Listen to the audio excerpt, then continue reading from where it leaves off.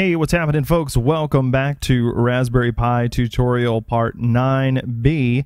I had originally intended to make this one long tutorial for part 9, but I couldn't fit it into the time that I had, so this is just a follow-up to part 9.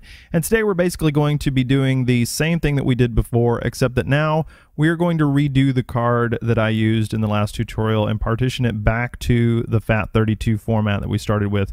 And we're also going to take a look at reformatting drives and partitioning drives from within the desktop graphical user interface, so stick around.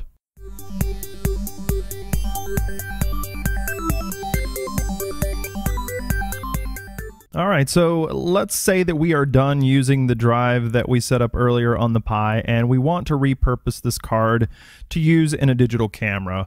Well, we could just pop it out and stick it into the camera and reformat, but hey, that's just way too easy and we wouldn't really learn anything, so let's do it on the Pi.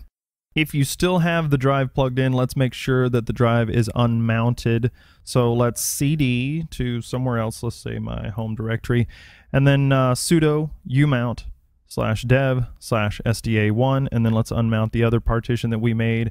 So sudo umount /dev /sda2. Now we're going to need to fire up fdisk again to change the partition table on our SDA device. So sudo fdisk /dev /sda, and let's look at the current table.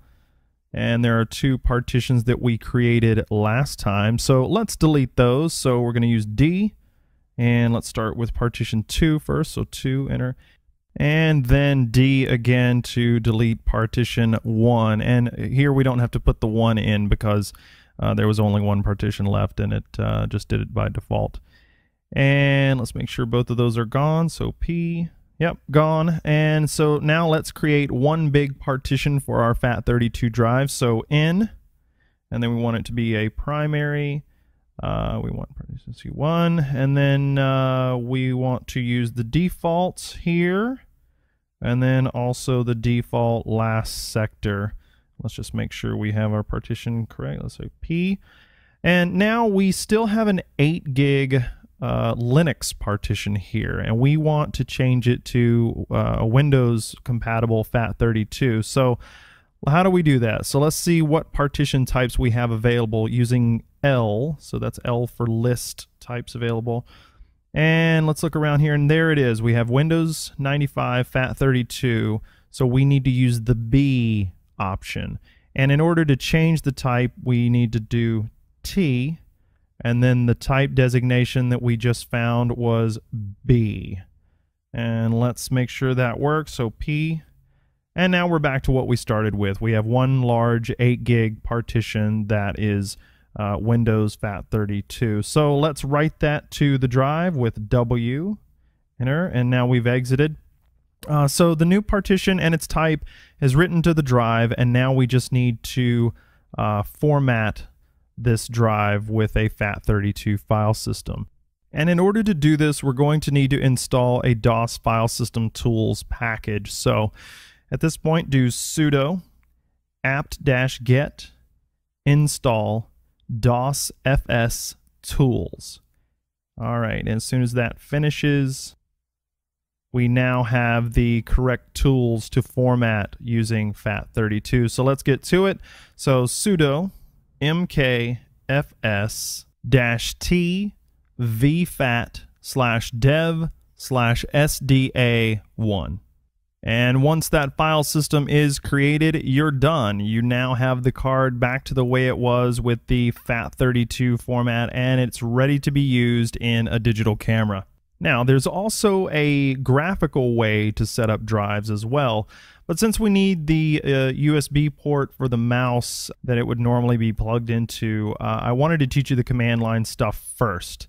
And if you have a hub, you can try to do this graphically, but keep in mind, powering a hub, a card, plus a keyboard and a mouse might make the Pi a little unstable if the power voltage drops too low.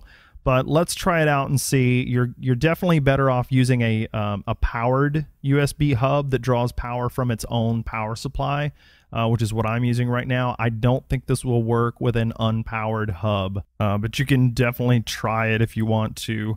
I just can't guarantee that an unpowered hub will work. But anyway, let's fire up our X Windows session, our desktop graphical user interface.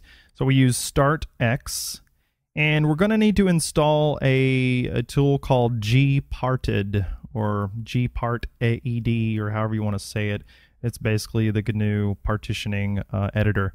And so let's do that with sudo apt-get, and let's make sure we have the most up-to-date package information. So we'll say update, and this might take quite a while to run, so I'm going to try to fast forward through this.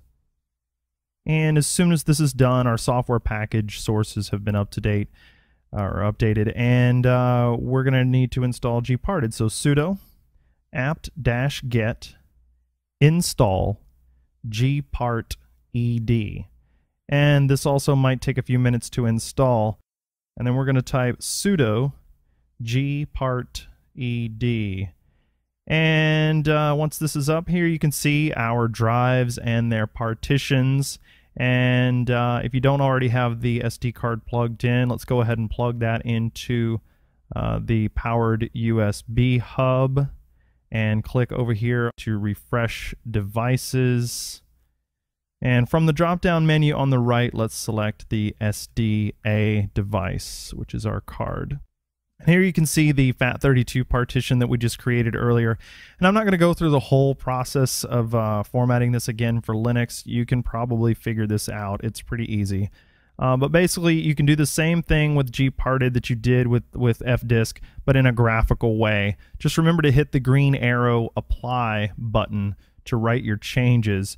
And you can also format partitions here instead of using MKFS, and makes it a lot easier to have everything in one tool. Well, anyway, that is it for this tutorial. I hope you enjoyed diving into creating partitions and file systems. And keep in mind, I only used an SD card here for speed and simplicity today, just to make it easy to show you how to do this. But formatting large hard drives works pretty much the same way. Just make sure you use an ext4 file system for large drives and not FAT32.